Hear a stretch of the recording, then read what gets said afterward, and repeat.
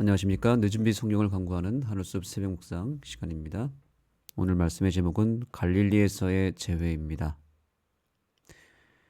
교훈의 말씀을 보시겠습니다. 예수께서 갈릴리에서 베드로를 다시 부르시고 사역으로 회복시키실 수 있었던 것은 그가 자신보다 예수께 초점을 맞추고 겸손하게 행하였기 때문이다.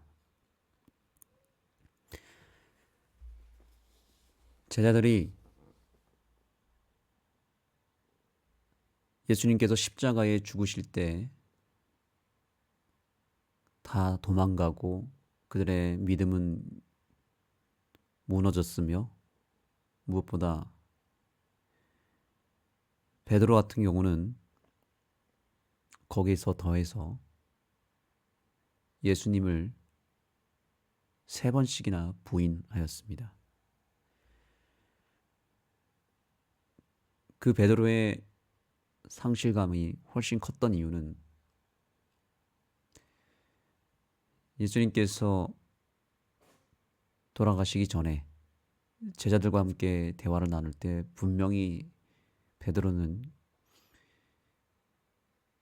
결코 예수님을 떠나지 않을 것이다 라고 하는 확신 가운데 그가 내뱉은 말이 있었습니다. 그러나 정말 보란듯이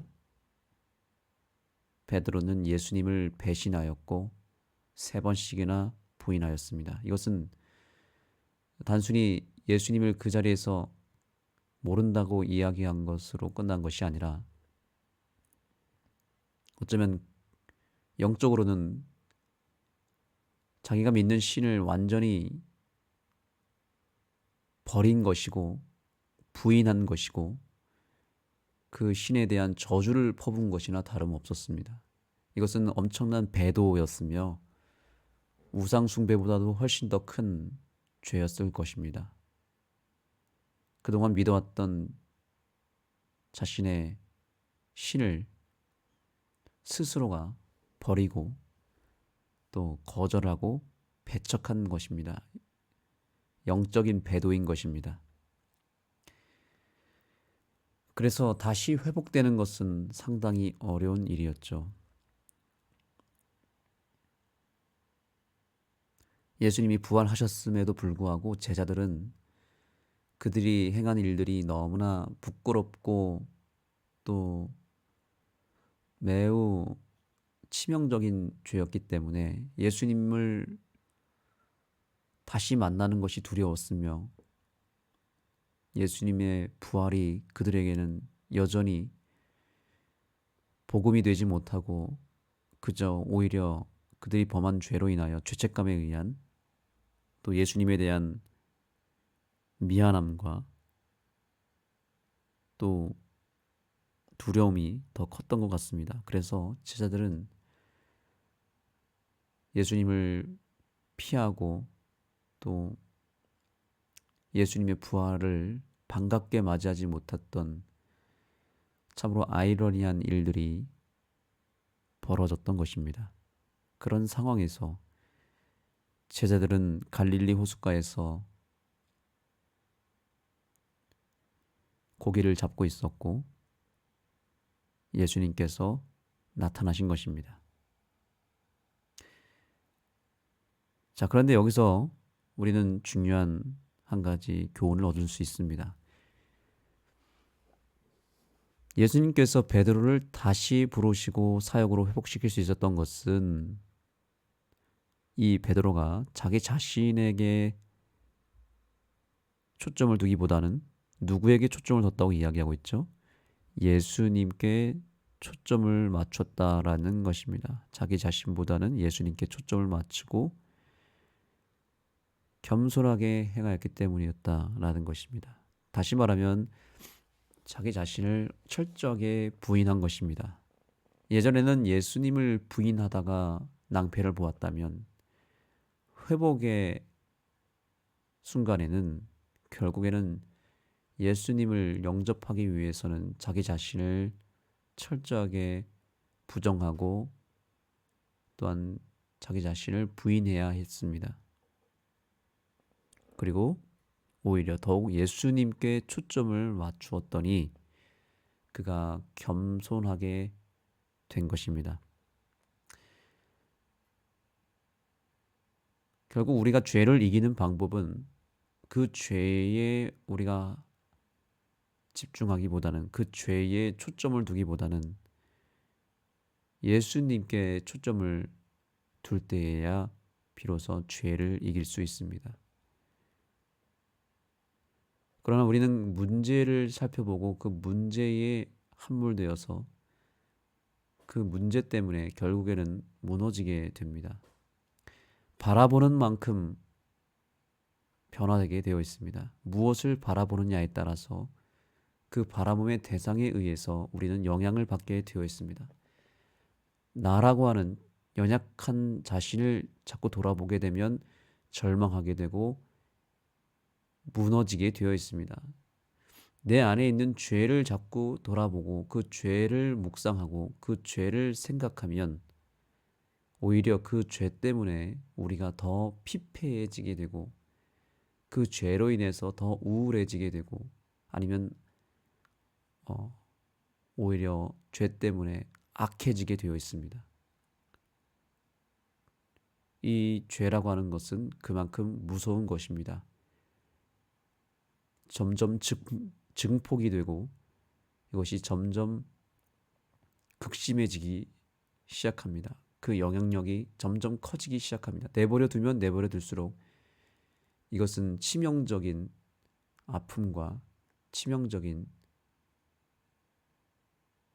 절망으로 우리를 끌고 갑니다. 그렇기 때문에 우리는 회복의 순간을 맞이하기 위해서는 우리가 바라보는 시선을 빨리 예수님께로 돌려야만 하는 것입니다. 베드로가 결국에 회복되었던 것은 그가 자기 자신을 고치기 위해서, 즉 회복시켜 주시기 위하여 나를 찾아오신 예수님에게 초점을 두었을 때 비로소 회복이 이루어졌다는 사실을 우리는 기억해야 되겠습니다. 자, 회복하시는 예수님의 방법은 무엇이었을까요? 여기 한번 보겠습니다. 요한복음 20장은 책의 목적을 서술하며 마치기 때문에 복음서가 거기서 끝나도 논리적으로 이상할 것이 없다. 그러니까 십자가에서 예수님께서 부활하시고 나서 이제 하늘로 올라갔다 내려오셨고 제자들과 또 예수님을 사랑했던 많은 사람들을 40일 동안 만나지 않았습니까? 그리고 이제 승천하시는 그런 내용들이 대부분의 사복음서에서 나타난 내용이고 마태복음, 마가복음, 누가복음에서는 주로 예수님이 부활하시고 제자들을 만나시고 승천하셨다는 이야기로 끝납니다. 그런데 요한복음 20장은 조금 특별합니다. 그래서 그 얘기를 지금 하고 있는 것입니다. 요한복음은 한 장을 더 기록하고 있다라고 말하고 있죠. 21장은 갈릴리로 돌아온 몇몇 제자들에게 베드로가 호수에서 하룻밤을 보내자고 제안하면서 시작이 되는데요. 이것은 다른 사복음서에는 없는 내용이고 요한복음에서도 마지막 장에 나타나는 특별한 스토리입니다. 부록으로 남겨진 것인데 왜 이 이야기가 굳이 기록되었는가라고 하는 것이죠. 이것은 예수님의 부활을 통해서 대부분 많은 사람들이 회복을 하였지만 여전히 회복되지 못한 제자 한 사람을 위해서 예수님이 특별하게 만나 주셨던 그 스토리를 기록한 것입니다. 예수님은 모두가 다 회복이 되어도 오늘날 나 자신이 회복이 되지 않고 있다면 예수님은 그 회복되지 않은 나를 주목하시고 나를 위해서 특별한 만남도 허락하신다는 사실을 우리는 기억해야 됩니다. 우리가 이럴 때가 있잖아요. 내 주변에 있는 사람들은 다 잘 사는 것 같고 다 믿음 안에서 흔들림 없는 것처럼 보이는데 유독 나 자신만 무너져 있는 것처럼 보이고 내가 오히려 가장 부족해 보이고 나만 무너진 것처럼 보이고 나만 불행해 보이고 나만 회복되지 않은 채 머물러 있는 것을 볼 때 더 절망하지 않습니까? 베드로가 그랬던 것입니다. 다른 제자들은 리스크가 더 적었습니다. 그런데 유독 이 베드로만큼은 그 충격에서 헤어나오지를 못했던 것입니다. 워낙 베드로가 십자가 직전에 너무 크게 무너졌기 때문에 가장 유력했던 베드로가 가장 파렴치한, 가장 양심이 없고 가장 어리석은 짓을 해버렸습니다. 정말 베드로가 그렇게 될 줄은 꿈에도 생각하지 못했던 일들이 벌어져 버렸죠. 예수님을 그렇게 부인할 줄은 그 누구도 몰랐던 것입니다. 베드로의 죄는 사실 유다의 죄와 똑같거든요. 유다도 시대의 소망에 보면 3번 예수님을 부인합니다. 결국엔 예수님을 팔아 넘겼던 것이고, 베드로는 왜 그 죄가 더 컸냐면 내가 결코 주님을 떠나지 않을 것이다 라고 하는 호언장담을 했고, 그런 고백을 예수님께 직접 했기 때문에 베드로만큼은 결코 떠나지 말았어야 됐는데 오히려 가장 먼저 크게 배신하는 사람이 바로 베드로고, 그래서 그 베드로는 다른 제자들이 이미 다 회복되어서 거의 다 이제는 회복이 된 상태에 있었음에도 불구하고 베드로만큼은 그렇지 못했던 것입니다. 저와 여러분이 누리고 있는 행복함과 또 믿음의 특권이 큰 것은 사실이지만, 또 우리가 무너졌을 때에는 그 무너짐의 상실감과 또 우리가 뭔가 시험에 빠지거나 무너지거나 변질되거나 우리가 타락했을 때에는 그 간극이 훨씬 더 크기 때문에 충격이 워낙 세게 다가오게 되어 있습니다. 세상 사람들이나 또는 신앙을 얼마 하지 않은 사람들은 툴툴 털고 일어날 수 있는 문제도, 우리는 남은 자손이라고 하는 타이틀을 가지고 있고 또 교회에서는 지도자라고 하는 역할을 하고 있고 또 나름대로 신앙의 내공이 깊고 또 기간이 오래되어서 우리의 삶은 좀 뭔가 달라야 되는데, 어쩔 때는 세상 사람들보다도 더 피폐해져 있고 그 무너짐의 간극이 워낙 크기 때문에 그 충격 속에서 빠져나오는데 시간이 걸려서 우리가 때때로 더 큰 절망감 속에 있을 때가 있지 않습니까? 베드로가 그랬던 것입니다.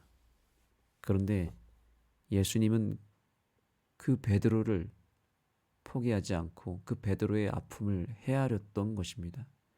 오늘 주님께서도 저와 여러분의 그 삶의 고통과 아픔을 헤아리고 있다는 사실을 기억하시기 바랍니다.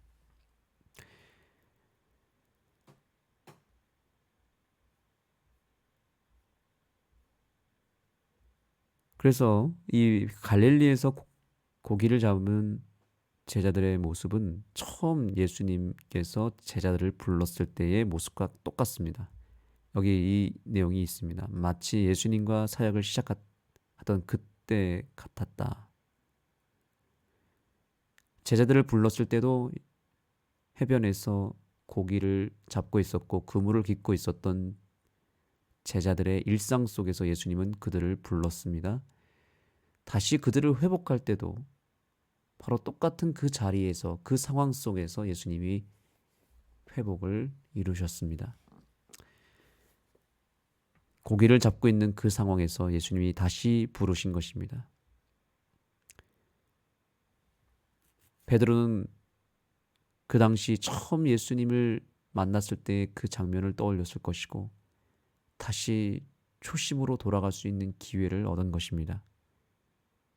예수님은 우리를 회복하실 때 예수님과 우리 사이에 있는 좋은 기억들, 우리 신앙에 있어서 정말 초심을 기억하게 만들어 주십니다. 그리고 그 초심을 다시 붙잡게 만들어 주십니다. 그리고 다시 처음으로 돌아가서 그 처음으로 돌리시는 예수님을 통해서 우리는 다시 시작할 수 있는 기회를 얻게 되는 것입니다. 오늘 주님께서는 저와 여러분의 초심을 회복시켜 주시기를 원합니다. 그리고 이렇게 말씀하시는 것 같습니다. 다시 시작하자. 다시 처음으로 돌아가자. 내가 너를 처음 나를 만났던 그 초심으로 너를 인도해 내겠다라고 말씀하고 계시는 것 같습니다.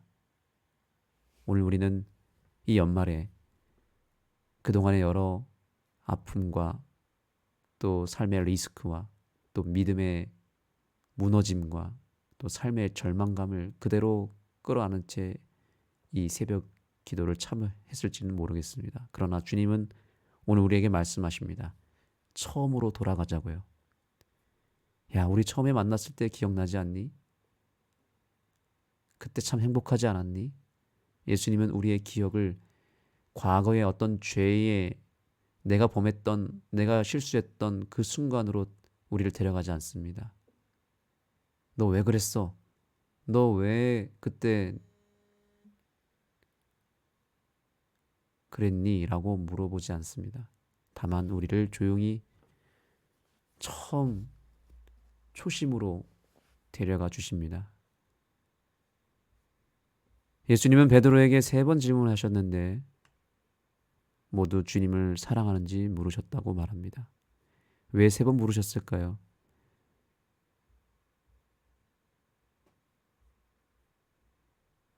이것 때문에 그런 것이죠. 십자가 달리기 전에 베드로는 예수님을 위해 목숨을 바칠 것이라고 장담했다. 그러자 예수님은 그가 3번 부인할 것을 예언하셨다. 이번 갈릴리의 만남을 통해서 예수님은 다시 3번 기회를 주신 것입니다. 3번 물으시며 3번 부인했던 베드로를 3번씩이나 똑같은 질문을 통하여 다시 회복시키신 예수님의 그 배려를 볼 수 있는 것입니다. 그래서 베드로는 더 이상 자신의 믿음, 자신의 감정의 기준을 두지 않고 예수님께 초점을 맞춥니다. 주님, 모든 것을 아시오매 내가 주님을 사랑하는 줄 주님께서 아십니다. 라고 이야기합니다. 예수님은 이렇게 해서라도 베드로를 회복시키기를 원하셨고 베드로가 더 이상 죄책감에 사로잡지 않도록 너가 나를 사랑하느냐? 라고 물어보시며 베드로 스스로가 자신의 죄를 다시 한번 돌아보고 진심으로 회개하며 예수님께 나아올 수 있는 기회를 열어주십니다. 오늘 주님은 우리에게 한 가지를 원하십니다. 너가 나를 사랑하느냐? 그 한 가지를 물어보십니다. 죄책감 속에 사로잡혀 있는 우리들을 다시 일으켜 세우시면서 너의 죄가 무엇인지 아느냐라고 물어보지 않습니다. 너 왜 그랬어? 너 도대체 왜 그러는 거야? 너 또 그런 거지? 이렇게 다그치거나 혼내시지 아니하시고 다시 한번 나를 사랑하느냐라고 물으시며 그 사랑하는 마음만 있다면 얼마든지 너는 회복될 수 있고 너에겐 희망이 있고 너는 다시 쓰임받을 수 있다라고 이야기하고 있습니다. 오늘 주님은 우리를 다시 회복시키기를 원하시고 다시 부르기를 원하시고 다시 우리를 사용하기를 원하십니다. 주님의 이 사랑스러운 질문에 겸손히 우리가 대답하게 되기를 간절히 소망합니다. 주님은 이처럼 그분의 품성으로 그분의 아름다운 사랑으로 우리를 회복시키시는 분이십니다. 결국 사람이 변화되는 것은 잔소리를 한다고 변화되는 것은 아닙니다. 아무리 그 사람이 잘못한 부분이 있어도 그것을 지적하고 그것에 대한 문제를 계속해서 언급하며 그것을 그 죄를, 그 문제를 계속 콕 집는다고 해서 그 사람이 변화되는 것은 아닙니다. 그것은 예수님의 방법이 아니죠. 그러나 우리는 서로가 서로의 잘못에 대해서 문제를 삼습니다. 그리고 그것에 대한 언급을 합니다. 그러나 사람의 심리는 그런 죄를 지적한다고 해서 결코 변화되지 않습니다. 오히려 기분만 나쁠 뿐 변화되기가 쉽지 않습니다. 그런데 예수님은 사람을 어떻게 말해야 변화되는지를 알고 계시는 분입니다. 어떻게 해야 사람이 뉘우치는지를, 회복하고 회개하는지를 아시는 분이십니다. 그것은 그 사람이 어떤 문제와 죄를 지적하는 것이 아니라 더 본질적인 이야기를 하는 것이고, 그 사람에게 진정한 사랑을 나눠줄 때 변화된다는 것을 알고 있는 것입니다. 그래서 예수님은 베드로의 죄를 물어보지 않습니다. 단 한 번도 베드로에게 너 그때 왜 나를 배신했어? 왜 나를 부인했어? 라고 단 한 번도 이야기를 하지 않으셨고, 오히려 나를 사랑하느냐라고 물어보셨습니다. 결국에 여러분, 사람은 자기 자신이 어떤 문제가 있고 무엇을 잘못했는지를 스스로가 알게 되어 있습니다. 언젠간 알게 되어 있습니다. 성령 하나님께서 깨닫게 해주시고 생각나게 해주십니다. 그러니까 우리가 그것을 굳이 말할 필요가 없는 것입니다. 예수님은 오늘 우리에게 죄를 지적하지 아니하시고 이 연말을 맞이하면서 스스로를 돌아보게 만드시며 우리에게 기회를 주고 계십니다. 그 기회를 꼭 붙잡게 되기를 소망하고 예수님의 더 특별한 사랑을 통해서 다시 일어서게 되는 저와 여러분이 되기를 간절히 소망합니다.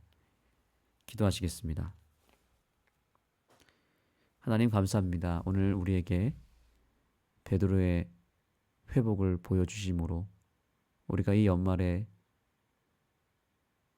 피폐해져 있고 지쳐 있고 또한 어긋나 있는 우리의 믿음과 신앙을 다시 회복시키기 위하여 우리 곁을 찾아오신 주님을 보게 해주셔서 감사합니다. 주님은 저희에게 똑같이 베드로를 회복시켰던 것처럼 나를 사랑하느냐라고 물으시며 처음으로 돌아가자라고 말씀하시며 우리를 그래도 사랑해 주시고 다시 한번 기회를 주시는 주님을 인하여 감사를 드립니다. 저희는 비록 면목이 없고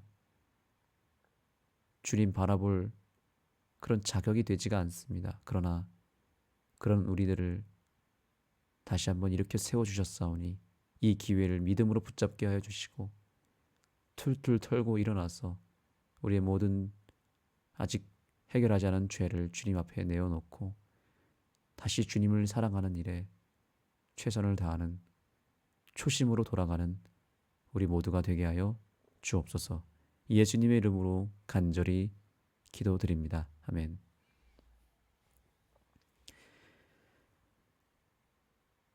개인 기도하는 시간을 갖겠습니다. 예수님과의 관계가 아직 회복되지 않은 그 무엇인가가 있다면 오늘 주님께서 먼저 손 내밀고 계시오니 그 손을 뿌리치지 마시고 그 손을 오히려 붙잡고 새롭게 일어나게 되기를 간절히 소망합니다. 또한 오늘은 우리 설영미 성도님을 위해서 기도하겠습니다. 설영미 성도님이 지금 많이 회복된 상황이 있지만 여전히 골반과 그 뼈 마디가 아직까지 완벽하게 회복되지 않아서 거동하는 일에 불편함이 여전히 있습니다. 통증도 여전히 있고 또 아직 재활 치료를 받아야 되는 상황에 있습니다. 우리 서영미 성도님이 이 회복을 빨리 이룰 수 있도록 기도해 주시고, 그래서 이 겨울에 오히려 더 큰 회복을 이루고 예전처럼 더 건강하게 이동하는 은혜를 얻을 수 있도록 여러분들께서 특별히 기도해 주시면 감사하겠습니다.